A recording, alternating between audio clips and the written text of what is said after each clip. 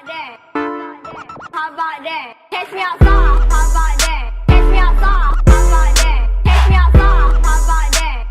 How about that? Catch me outside. Catch me outside. Catch me outside. How about that? Catch me outside. We're all in this together. Once we know that we are, we're all stars, and we see that we're all in this together, and it shows when we stand hand in hand. Marching to the beat of your own drum is what expressive individualism is all about. There are moments in life when people expect us to be and act a certain way than who we really are.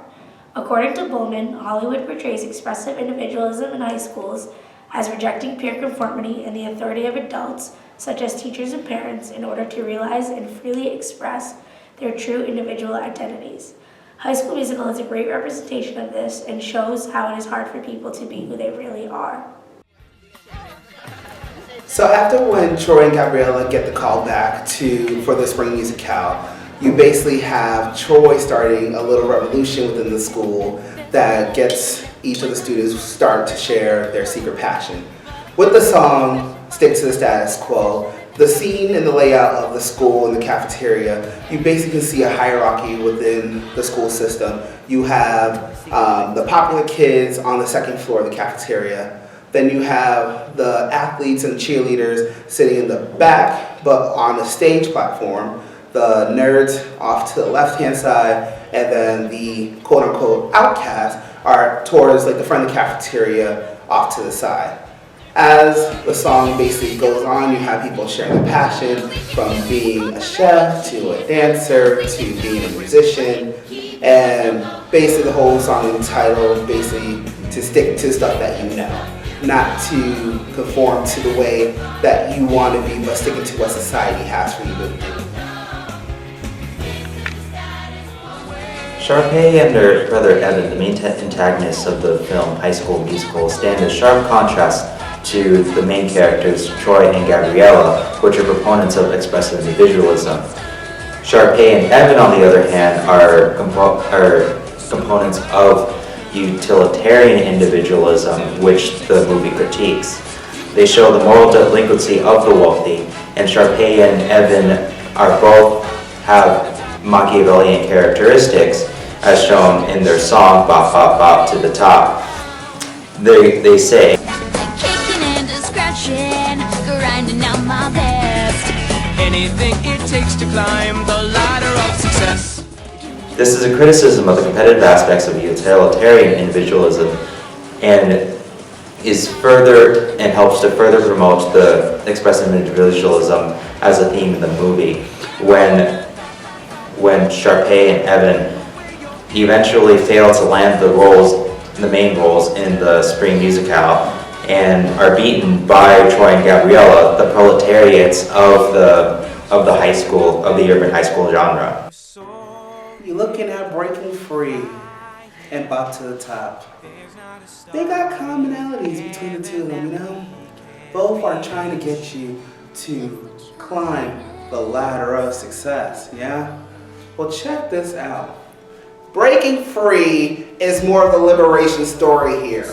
We're tired of conforming what society has to say about us, so we're just gonna do what we want to do this time. Troy and Gabriella, they both were struggling from the beginning of the movie all the way to now.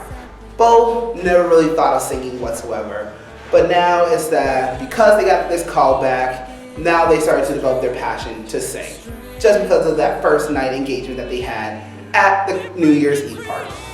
So, with Troy and Gabriella, Troy was just known as the basketball player, the playmaker, basically the main person that everybody looked up to because he is able to keep everybody together. Gabriella, she was more quiet and content, just stayed to herself. Then she joined the mathletes, the school decathlon, all that other good stuff. But when they start singing Breaking Free, they're basically singing to basically make known that they're not going to conform to the way that society wants it to be. Troy is now able just to be a regular guy. Gabriella is able just to be a regular girl, just being able just to sing and do whatever else it is that they love. So Troy is able to sing and play basketball. Gabriella is able to sing and also be on the school decathlon as well.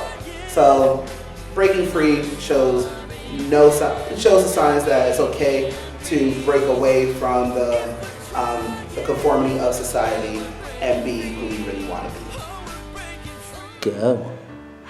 Miss Darvis says that the stage can be a wonderful partner in the process of self-discovery, and in regards to the movie in its entirety, she's right. However, it's worth noting the heterosexual love story in High School Musical. In class, we have talked about how the heterosexual love story is the only way for issues regarding social class to disappear. In High School Musical, we see this translate. The only way for issues regarding the high school hierarchy to disappear is through the love story between Troy and Gabriella. Troy is the man of East High, the heartthrob basketball star who is idolized by his peers. Gabriella is the new freaky genius girl that joins the mathletes. Sometimes I don't want to be the basketball guy. I just want to be a guy, you know? At my other schools, I was the freaky math girl. It's cool coming here and being anyone I want to be. When I was singing with you, I just felt like a girl.